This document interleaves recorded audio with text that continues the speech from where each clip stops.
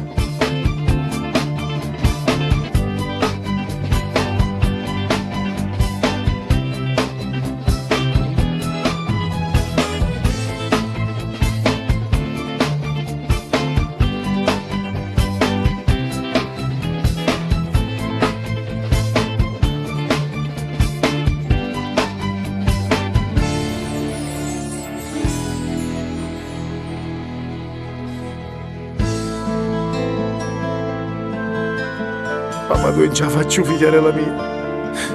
Non sai che sto passando senza te vedere.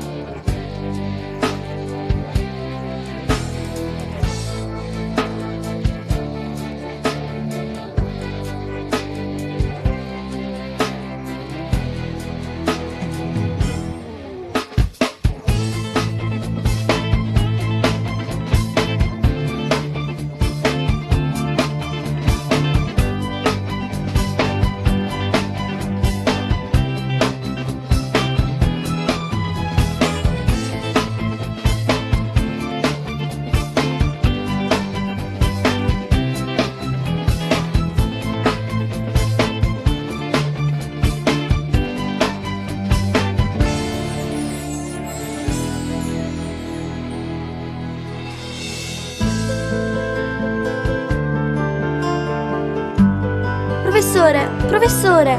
E tu che ci fai ancora qui? Non sei andata a casa? No, volevo chiedervi sempre perché vostra figlia non viene più a scuola. Lei dice sempre domani, ma non viene mai. Gesù, morite sta piccinella che mi domanda, che sa che sto passando senza figliarella mia. Io non ce la faccio più. Adesso ti prego, vai a casa e non preoccuparti, perché mia figlia domani torna mia figlia.